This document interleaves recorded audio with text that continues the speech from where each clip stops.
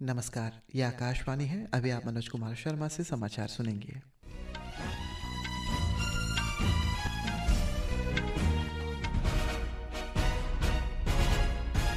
पहले मुख्य समाचार। प्रधानमंत्री नरेंद्र मोदी ने कहा कि आतंकवाद के खिलाफ लड़ाई में भारत और अमेरिका मजबूती से एक साथ खड़े हैं। प्रधानमंत्री ने कहा कि भारत की एक्ट ईस्ट नीति और थाईलैंड की एक्ट वेस्ट नीति एक दूसरे के पूरक है। वीडियो कॉन्फ्रेंसिंग के जरिए संवाद कार्यक्रम को संबोधित किया।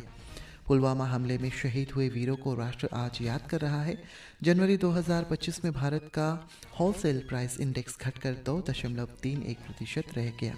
और उत्तराखंड के हल्द्वानी में आज 38वें राष्ट्रीय खेलों का समापन होगा। समापन समारोह में केंद्रीय गृह मंत्री अमित शाह शामिल होंगे। अब समाचार विस्तार से। प्रधानमंत्री नरेंद्र मोदी ने कहा है कि भारत और अमेरिका आतंकवाद के खिलाफ लड़ाई में मजबूती के साथ खड़े हैं और दोनों इस बात पर सहमत हैं कि सीमा पार आतंकवाद को खत्म करने के लिए ठोस कार्रवाई की ज़रूरत है। वॉशिंगटन डीसी में व्हाइट हाउस में अमेरिकी राष्ट्रपति डोनाल्ड ट्रंप के साथ द्विपक्षीय वार्ता के बाद संयुक्त प्रेस वार्ता को संबोधित करते हुए श्री मोदी ने कहा कि भारत और अमेरिका ने 21वीं सदी में एक प्रमुख रक्षा साझेदारी के लिए एक नए 10 वर्षीय ढांचे पर हस्ताक्षर करने की घोषणा की है। ये ढांचा 2025 से 2035 तक चलेगा, जिसका उद्देश्य दोनों देशों के बीच रक्षा संबंधों को मजबूत करना है। प्रधानमंत्री नरेंद्र मोदी ने कहा है कि भारत और थाईलैंड के बीच 2000 साल से भी ज़्यादा पुराने गहरे सांस्कृतिक संबंध है। थाईलैंड में आयोजित संवाद कार्यक्रम को वीडियो कॉन्फ्रेंस के जरिए संबोधित करते हुए श्री मोदी ने कहा कि भारत की एक्ट ईस्ट नीति और थाईलैंड के एक्ट वेस्ट नीति एक दूसरे के पूरक है और आपसी प्रगति और समृद्धि को बढ़ावा देती है। उन्होंने कहा है कि ये एशिया की साझा दार्शनिक और आध्यात्मिक परंपराओं का एक सुंदर उदाहरण है। प्रधानमंत्री ने कहा है कि यह सम्मेलन इस बात पर प्रकाश डालता है कि एशियाई सदी सिर्फ आर्थिक मूल्यों के बारे में नहीं बल्कि सामाजिक मूल्यों के बारे में भी है। श्री मोदी ने इस बात पर जोर दिया कि भगवान बुद्ध की शिक्षाएं शांतिपूर्ण और प्रगतिशील युग के निर्माण में दुनिया का मार्गदर्शन कर सकती है। उन्होंने कहा कि आज संघर्ष लोगों और राष्ट्रों से आगे बढ़ रहे हैं और मानवता तेजी से प्रकृति के साथ संघर्ष कर रही है।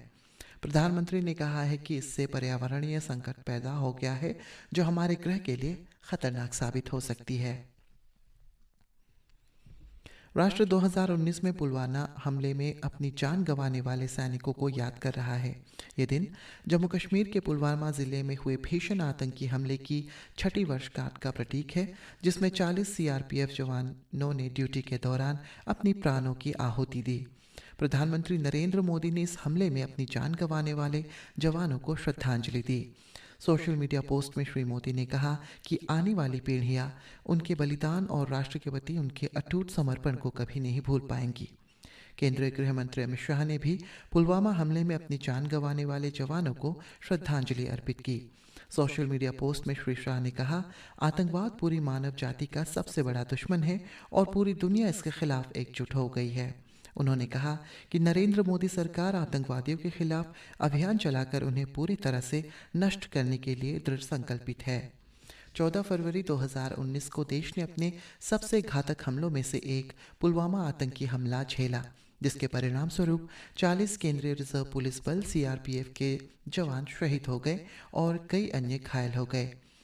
इस हमले में पूरे भारत को झकझोर कर रख दिया था और हर साल इसी दिन को ब्लैक डे के रूप में याद किया जाता है ताकि नायकों को श्रद्धांजलि दी जा सके और आतंकवाद के खिलाफ संघर्ष पर चिंतन किया जा सके। राष्ट्रपति द्रौपदी मुर्मू आज कर्नाटक के दौरे पर है। राष्ट्रपति ने आर्ट ऑफ लिविंग द्वारा बेंगलुरु में आयोजित 10वें अंतर्राष्ट्रीय महिला सम्मेलन के उद्घाटन सत्र में भाग लेंगी। इस अवसर पर उन्होंने कहा कि प्रौद्योगिकी विकास के मौजूदा दौरे में है और हमें सुनिश्चित करना होगा कि मानवीय मूल्य बराबर रहे। राष्ट्रपति कल रांची में BIT मैसरा के प्लेटिनम जुबली समारोह को संबोधित भी करेंगी। केंद्रीय गृह मंत्री अमित शाह ने आज महाराष्ट्र के मुख्यमंत्री देवेंद्र फडणवीस के साथ राज्य में नए आपराधिक कानूनों के कार्यान्वयन की समीक्षा के लिए एक बैठक की अध्यक्षता की।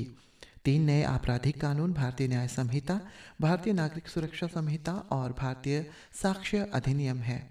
बैठक में महाराष्ट्र में पुलिस, जेल, अदालतों, अभियोजन और फोरेंसिक से संबंधित विभिन्न नए प्रावधानों के कार्यान्वयन और वर्तमान स्थिति की समीक्षा की गई। बैठक में महाराष्ट्र के डीजीपी रश्मि शुक्ला और अन्य वरिष्ठ अधिकारी भी शामिल रहे। बैठक के बाद संवाददाताओं से बातचीत में देवेंद्र फडणवीस ने बताया कि राज्य पुलिस बल ने 90% कर्मियों को नए कानूनों का प्रशिक्षण दिया जा चुका है। उन्होंने बताया है कि सरकार ने 7 वर्ष से पुराने मामलों की जांच के लिए फोरेंसिक सुविधाओं से युक्त 27 वैन तैनात की है। भारत के होलसेल प्राइस इंडेक्स पर आधारित मुद्रास्फीति जनवरी 2025 में 2.31% रही। वाणिज्य और उद्योग मंत्रालय से जारी आंकड़ों के अनुसार दिसंबर 2024 में ये वार्षिक आधार पर 2.37% थी। प्राथमिक वस्तुओं और सेवा कर से जुड़ी मुद्रास्फीति दर घटकर जनवरी में 4.69% पर आ गई, जबकि दिसंबर में ये 6.02% थी।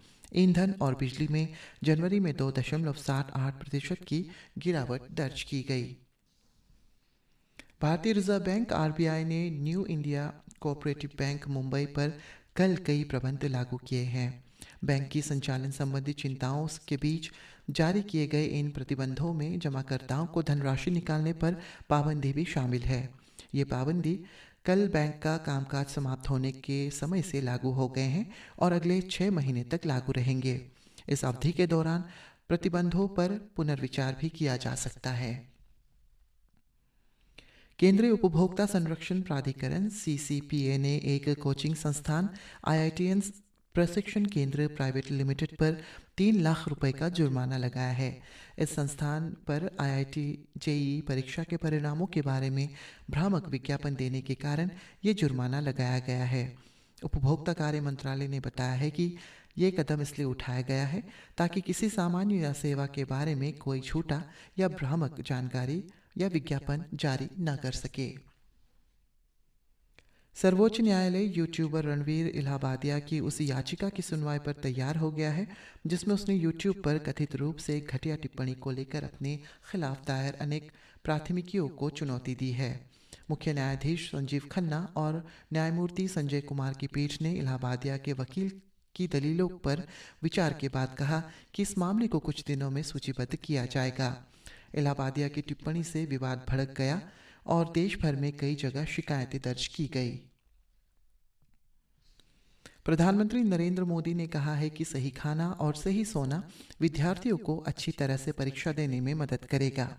परीक्षा पे चर्चा के चौथे संस्करण में पोषण विशेषज्ञ रुजुता दिवेकर ने कहा कि विद्यार्थियों को पोषण युक्त भोजन करना चाहिए। विदेश मंत्री डॉक्टर एस जयशंकर ने बांग्लादेश के विदेशी मामलों के सलाहकार मोहम्मद तौहीद हसन के साथ मस्कट में द्विपक्षीय बातचीत की संभावना है। ये बातचीत 16 से 17 फरवरी को मस्कट में होने वाले हिंद महासागर सम्मेलन से अलग होगी। उत्तराखंड में 28 जनवरी को शुरू हुई 38वें राष्ट्रीय खेलों का आज हल्द्वानी में गोलापार अंतर्राष्ट्रीय स्टेडियम में समापन समारोह आयोजित किया जाएगा। इस अवसर पर केंद्रीय गृह मंत्री अमित शाह मुख्य अतिथि होंगे। उनके साथ मेघालय के मुख्यमंत्री, भारतीय ओलंपिक संघ के अध्यक्ष पीटी ऊषा और कई अन्य गणमान्य व्यक्ति मौजूद रहेंगे। भारत ऊर्जा सप्ताह 2025 का समापन आज नई दिल्ली के यशोभूमि में होगा।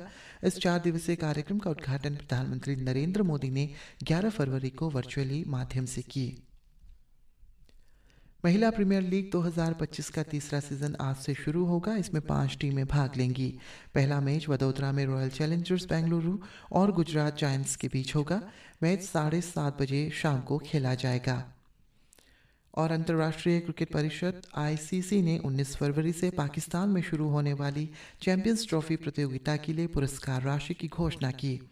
इस बार कुल पुरस्कार राशि को 2017 की तुलना में 53% बढ़ाकर कुल पुरस्कार राशि $4.5 मिलियन अमेरिकी डॉलर कर दी गई है। ये टूर्नामेंट 19 दिन तक जारी रहेगी। और अंत में मुख्य समाचार एक बार फिर। प्रधानमंत्री नरेंद्र मोदी ने कहा कि आतंकवाद के खिलाफ लड़ाई में भारत और अमेरिका मजबूती से एक साथ खड़ी है। पुलवामा हमले में शहीद वीरों को राष्ट्र आज याद कर रहा है। जनवरी 2025 में भारत का होलसेल प्राइस इंडेक्स घटकर 2.31% रह गया।